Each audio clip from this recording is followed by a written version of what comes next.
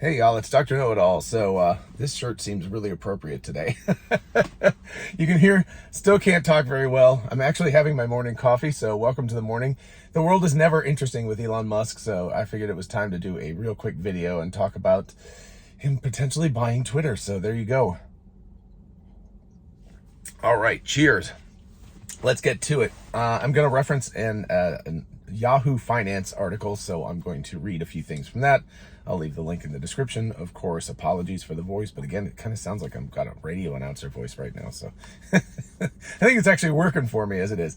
Okay, so according to this article, Elon Musk is offering to buy Twitter. It doesn't say outright, but I mean, it basically means outright, to buy Twitter just days after the Tesla CEO said he would no longer be joining the social media company's board of directors. So if we go back to a little bit of historical stuff, actually, as it turns out, we didn't know this, but Elon Musk posted a poll, oh gosh, it was before the Giga Texas thing, so a couple weeks ago, but he asked if he should, join Twitter, is it a free speech advocate? Should something be done about it, et cetera, et cetera. So people said yes. Turns out he has actually been purchasing Twitter shares since January, late January. So February, March, 2.5 months-ish or something. He'd been accumulating things. That makes sense because you can't buy 9.2% of a stock of a company without making the price go completely bonkers. So he clearly had been into that. So anyway, he purchased all that stock. He then said he's a free speech absolutist. We're going to get to that in just a second. But he purchased the stock. People said, yay, whatever. They're happy about that. The board of directors said that they would offer him a seat on the board, assuming he passed a background check. Again, I've done a video on that, so you can check that out too if you're interested in that. But they wanted him to pass a background check. But most importantly, they wanted him to not own more than 14.9%. So what he had purchased was about 9.2%. They wanted him to make sure that he didn't purchase more than 14.9% and that he had to have fiduciary responsibilities to the company. And what that means is that legally he is responsible for what he says. You can't do harm to the company. As the CEO of a new little startup company, I actually understand that. In other words, what you can't do is you can't go out and I can't say like, my company X is a terrible company. I hate this company. It's doing terrible things. That would be considered to be irresponsible behavior towards the company, unless the company had behaved in some factually illegal way, in which case it would actually be justified because you would be calling it out. But generally speaking, you're not supposed to say bad things about a company that you're part of. So as part of the board of directors, that was one of his restrictions.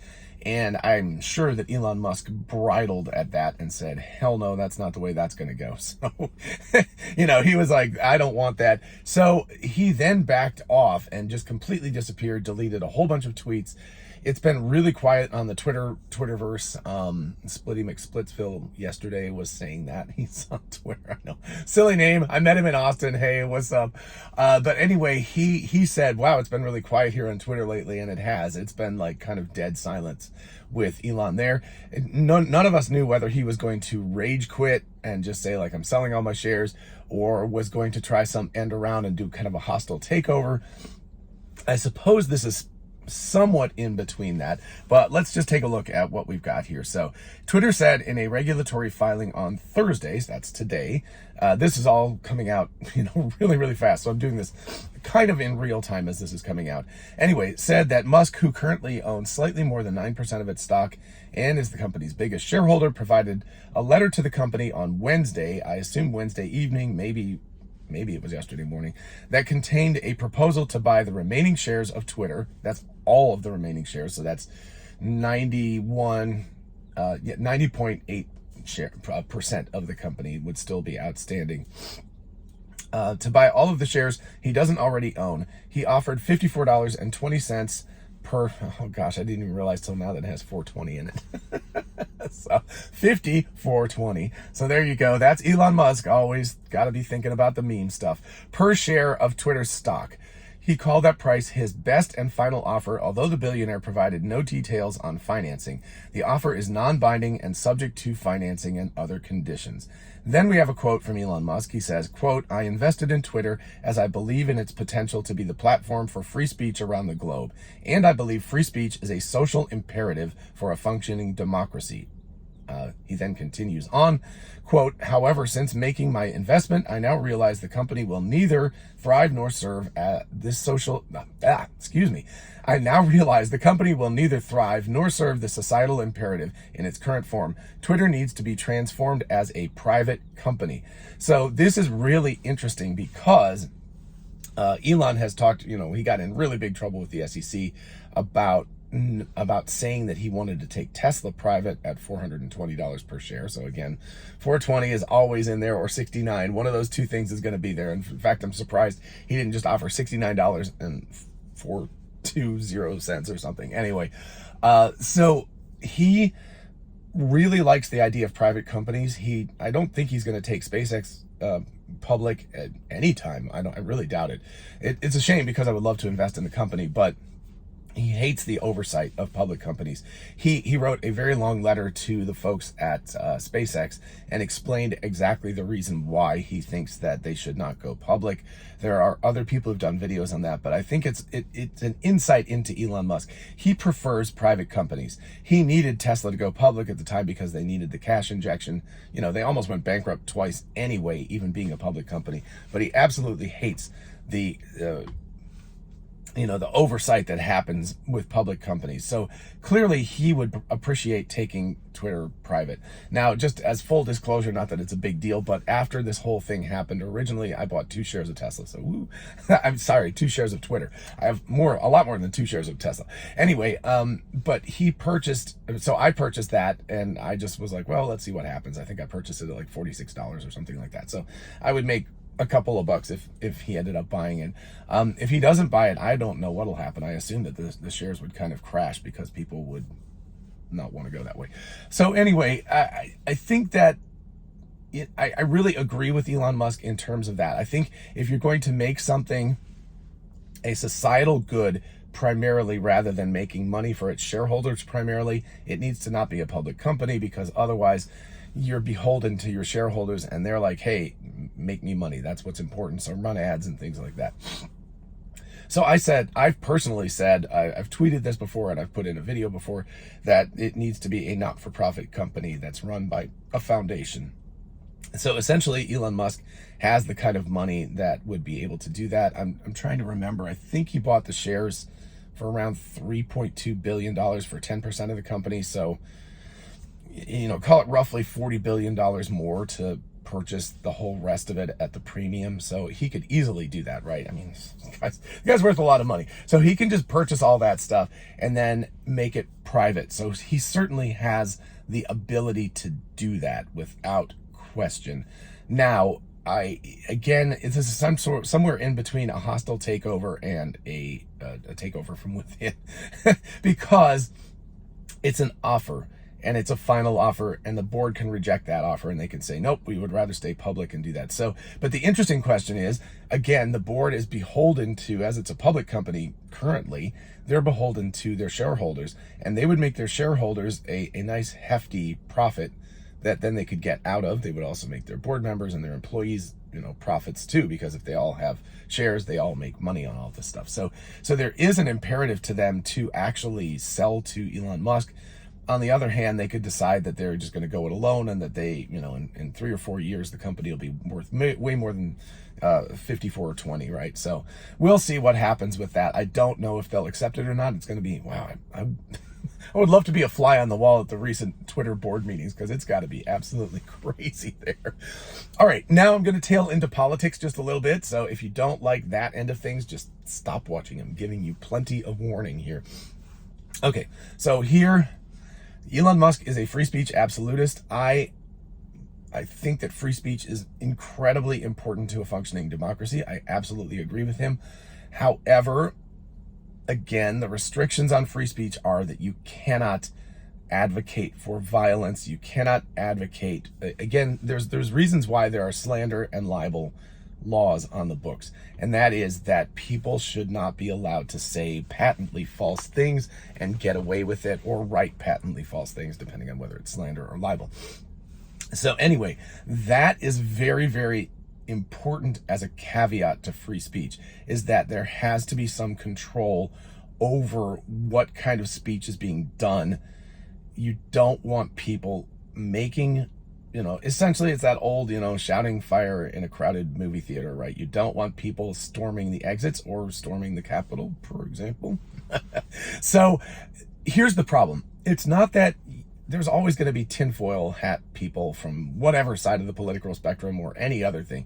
There's always going to be people who are out there saying these kinds of things. My problem is that wealthy people, especially in the United States, and I don't know about other countries as much, I think that this is true in most countries, they're really above the law. I know everyone's like, oh, no, they have to obey the law. They have to obey the law. But they don't. They don't get in trouble for the kinds of things that they should. They can commit treason. They can slap another person in the face during an Academy Award ceremony. They don't get carted off to jail. They just get a little slap on the wrist or something like that. Wealthy people from no matter what side of the aisle, political spectrum, or any other kind of spectrum we're talking about, if you're wealthy and powerful enough, you are not beholden to the laws that the rest of us are, right? I kept saying, like, man, if I'd walked up to Chris Rock during the Academy Awards and slapped him in the face, I would have got a free trip to jail. I would have spent the night in the LA County lockup, and I would be having some nice discussions with a lawyer right now about how much money and how much time in jail I was going to be spending. It was clear assault, right? That's just physical assault.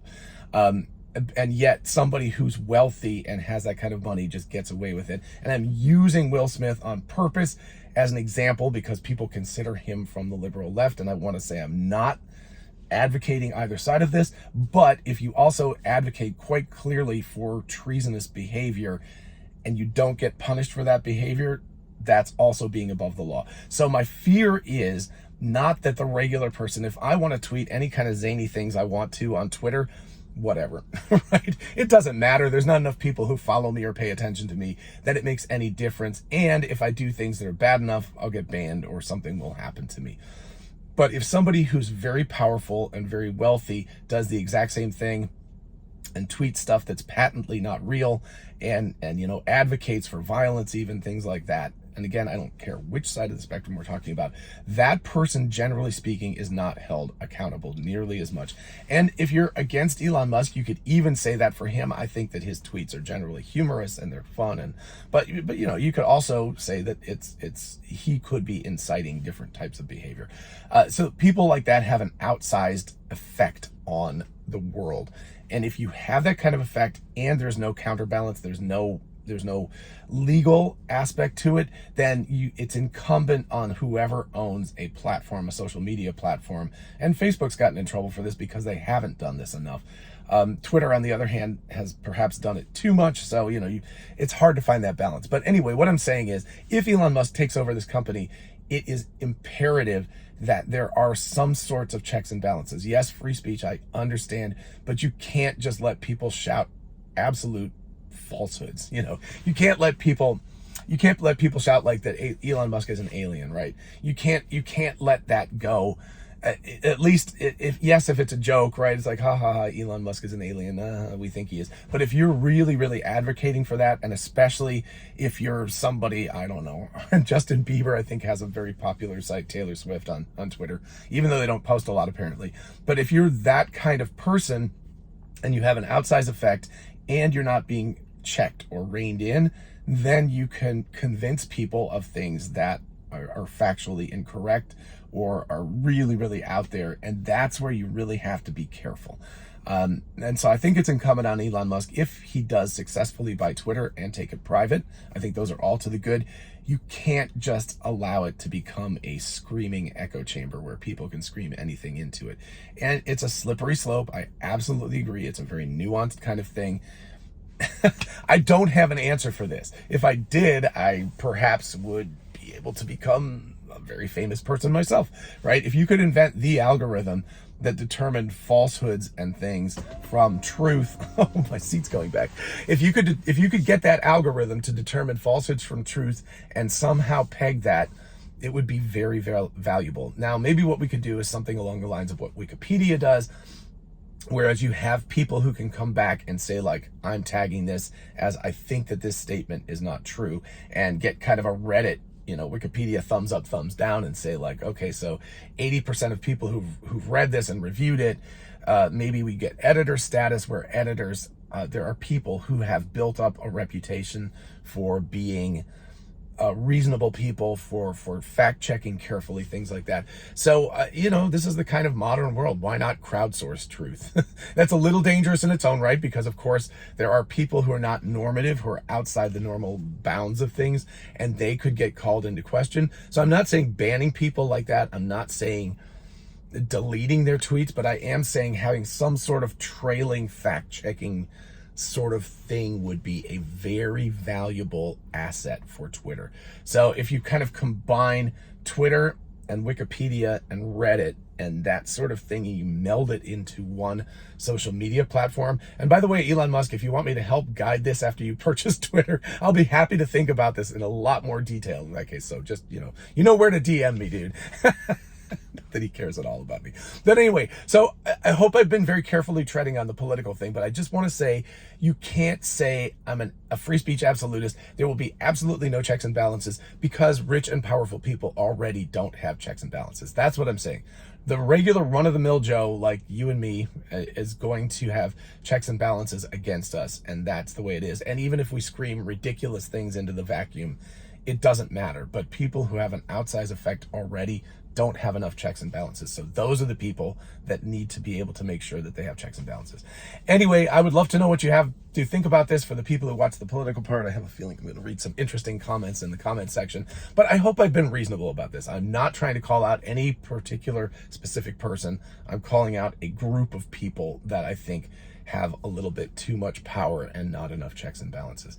Anyway, that's the facts, plus my opinions. The facts are that Elon Musk has made an offer of $54.20 to buy Twitter outright. It'll be a really interesting thing. I guess it would cost him somewhere around $40 billion, back of the envelope math kind of thing. And yeah, as far as the rest, we'll have to see. I don't know what kind of time limit they have on this offer, but we'll see what Twitter's board of directors has to say about being purchased. In the meantime, I will see you in the next regular one. I keep having to produce these extra videos. So anyway, I will talk to you later. Have a lovely Thursday. Bye-bye.